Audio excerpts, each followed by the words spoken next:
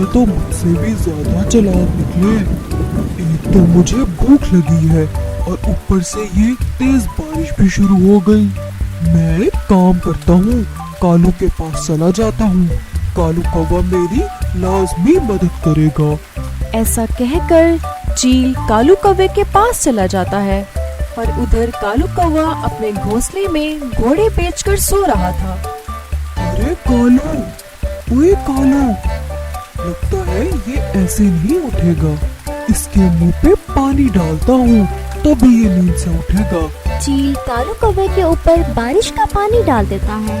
अरे ये कौन है और ये किसने मुझे जगाने की कोशिश की? अरे मैं हूँ तेरा दोस्त चील। क्या यार, ऐसे कौन उठाता है? क्या करूँ यार, काम ही कुछ ऐसा है। अरे ऐसा कौन सा काम है जो तूने मुझे इतनी मस्त नींद से उठा दिया? मैंने सुना था कि तुम्हें खाने में चिड़िया के बच्चे बहुत पसंद हैं। हाँ यार, लेकिन क्या करें, आजकल की चिड़िया तो बहुत होशियार हो गई हैं, बिल्कुल भी हाथ नहीं आती और ऐसे ही भूखे पेट सोना पड़ता है। अरे लेकिन आज तेरी भूख मिटने वाली है। चल मेरे साथ, मुझे पता है कि तू किसी भी चिड़िया की आवाज निकाल लेता है। अरे एक बार चल तो सही मेरे साथ, मैं तुझे रास्ते में सब समझा दूंगा। और इधर मटकी चिड़िया के बच्चे अपनी माँ का इंतजार कर रहे थे कि तभी चील और कालू कौवा वहाँ पर आ जाते हैं। चील ने कालू कौवे को रास्ते में सब समझा दिया था। चल अब जैसा मैंने कहा बिल्कुल वैसा कर और फिर जादू देख। कालू कौवा मटकी चिड़िया के घोंसले के सामने आ जाता है और मटकी चिड़िया की आवाज निकालने लगता है। अरे वाह, लगता है माँ सच में आ गई। बच्चे बहुत देर से भूखे थे। माँ, क्या तुम आ गई? हाँ मेरे प्यारे बच्चों, मैं आ गई।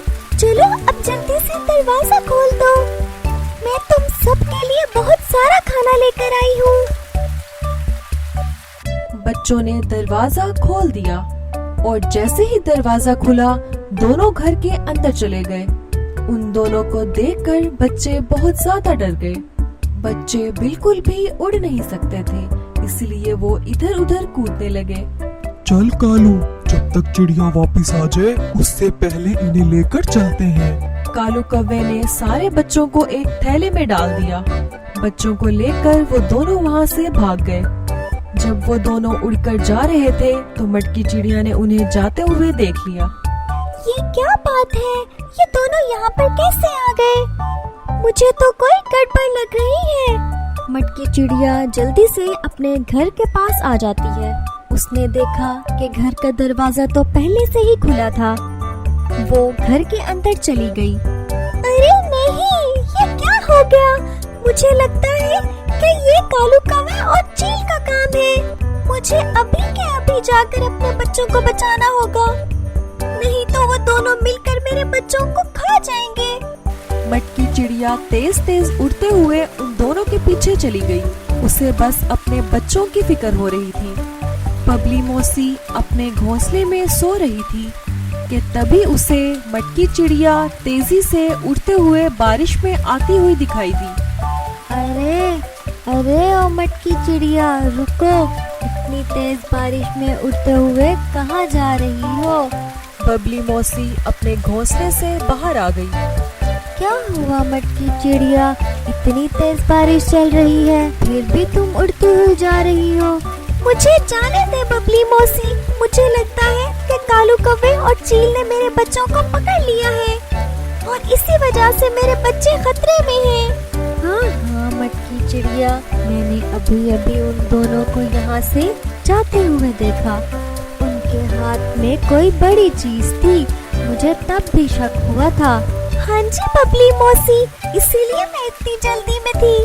वो दोनों मेरे बच्चों को नुकसान पहुँचाए, इससे पहले मुझे उन दोनों को सबक सिखाना होगा।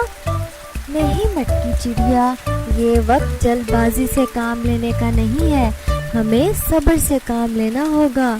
हम दोनों मिलकर भी उन दोनों का कुछ नहीं बिगाड़ सकते। क्या तुम्हें मुझ पर यकीन है? हाँ जी बबली मौसी। तो बस फिर तुम एक काम करो, तुम राजा के पास चली जाओ और राजा को लेकर चीलू के अड्डे पे आ जाना।